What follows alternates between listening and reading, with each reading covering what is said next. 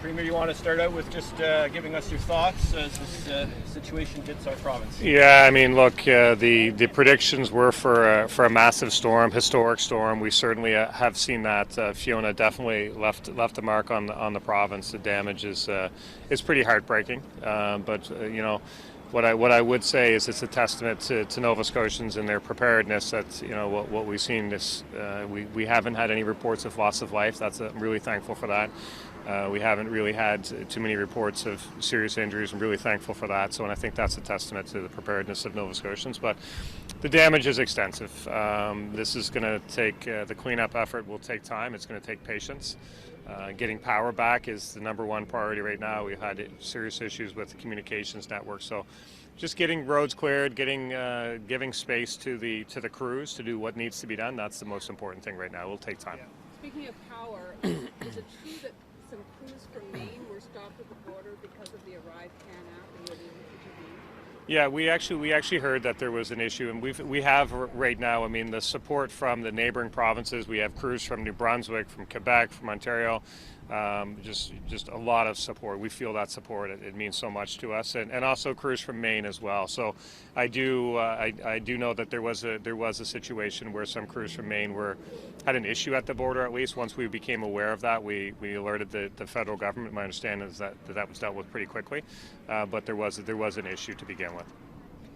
What kind of aid might happen, especially for the people on income assist who've lost things in their fridge and that sort of housing compromise? Yeah, safe shelter is a number one priority, and I know Minister Lohr's group with the EMO team and municipal affairs have been working on that a lot. He can probably comment more, but we're certainly making sure that people have safe shelter is a real concern, because we know that there's a lot of people who are without right now. Our local MLA here, John White's telling me he knows of dozens of families right now that don't have any place to go. So we're concerned about that. We'll do everything we can to support them.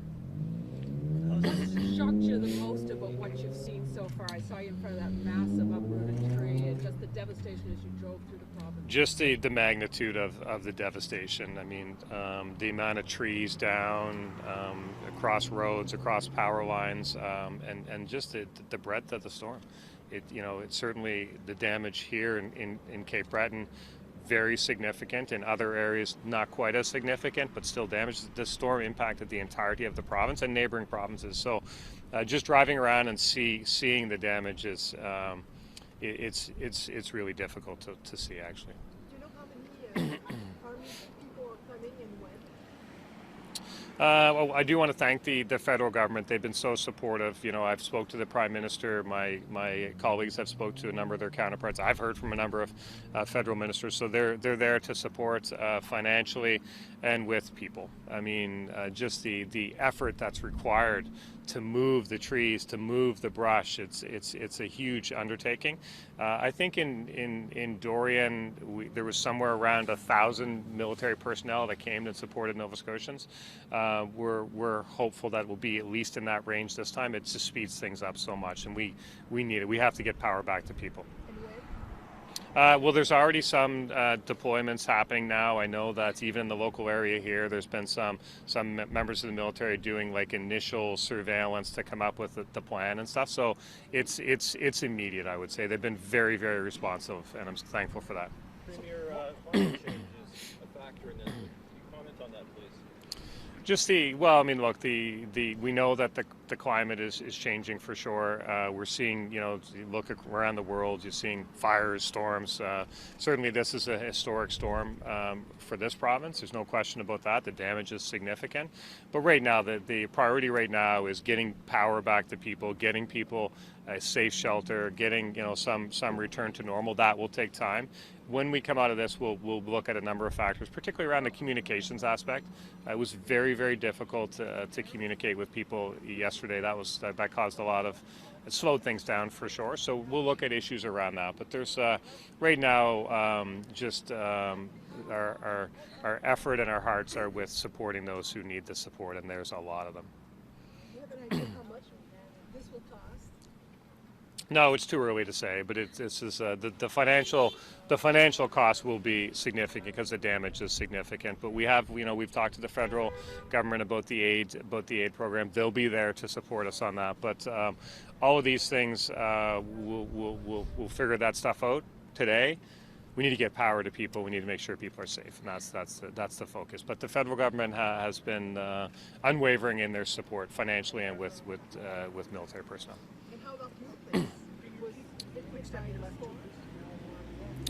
Personally, I'm in Pictou County, so certainly, in the grand scheme of things, compared to what some people experienced, it's not much, but certainly superficial damage, water leaks, trees down. I mean, just driving in Pictou County yesterday, I mean, it's hard to look down a street and not see one that's impassable from trees. So, and that's the situation in many parts of the province. So the damage is extensive. The cleanup will take time. Just urging Nova Scotians to be patient. But look, when you see the community support, the support for that's really the Nova Scotian way. That's the Blue Noser way, and that is shining through in spades today. Okay, everybody good? On Minister Lohr, EMO or Public Works, or everybody good? We're looking at, because of the state of emergency that's in for both CBRM and Victoria County, how quickly we'll be able to secure any sort of funding or cleanup efforts.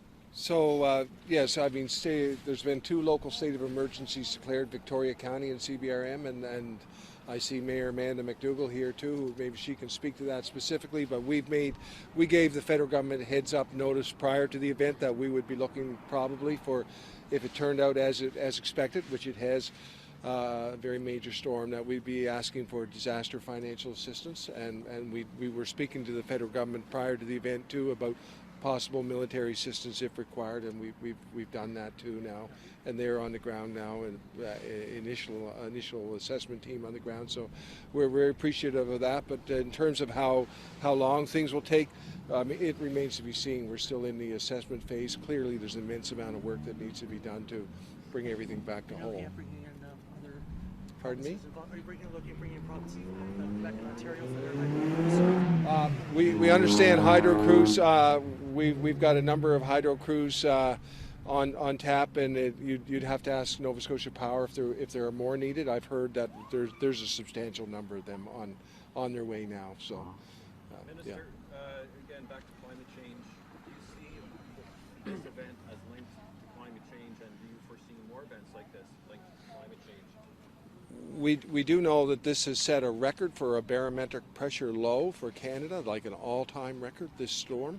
So, I mean, yeah, clearly we see this related to climate change. But I mean, how we look at our infrastructure and how we make that better. I mean, clearly the major impact is electricity. How do we do better with that? And I know hats off to the linemen who are out there doing repairs. But I mean, that it's hard to say right now. I mean, that's something we'll have to evaluate. You want Amanda?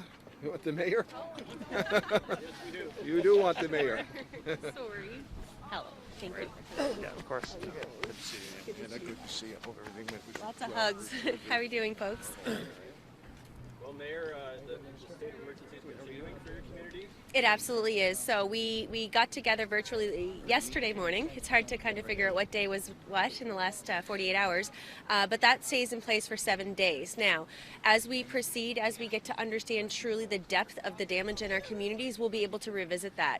Right now, the importance of that local state of emergency is that we're trying to keep people away from dangerous situations, away from the areas that are really, really precarious. We need to make sure there's priority given to our lines folks, anybody who's in there doing some tree and brush and debris removal first and foremost, and we don't want people getting hurt. So even taking a drive through Glace Bay in the hub area, we've got lines that are down and they're active, and we don't want people driving into them. We don't want people walking into them. The winds can pick up again. We know that there's going to be a bit of rain coming in, so this local state of emergency is very, very important to adhere to right now. Can you talk about, like, we're encountering lots of people with no roofs. Yeah. People are actually homeless. what can you offer them at this time? Absolutely. So initially, the night before or the Friday evening of the storm, I should say, people were being directed to Center 200. So we did have, in partnership with the Red Cross, cot set up and emergency shelter set up. Since then, power has been lost to Center 200 and the backup generator system failed. And so we quickly went into a mode of working with our community stakeholders at the Coast Guard College and also at Member 2 Trading Convention Center. So we have two medium to long-term shelters set up right now. We are also in the talks, or in conversations with the Salvation Army. They're going to be bringing in community food trucks. So right now I'm hearing from a lot of people that, you know what, my supplies are getting low. We're kind of creeping up to that 72-hour mark. What are we going to do? Because we know most of our stores here, they don't have power. We don't have access to replenishing any of those supplies. So Salvation Army's partnering with the United Way here to identify where the worst hit areas are and create that schedule of community food trucks to offer those nourishing meals. What's the number of people that have been displaced at the moment? It is over 200. So over 200 people have been displaced from their housing. There could be numerous people living in one apartment that have been displaced. I know one apartment building was well over 100 people that had to be evacuated. So we're not talking about small numbers of people. And unfortunately, as this progresses, we're going to see that number increase.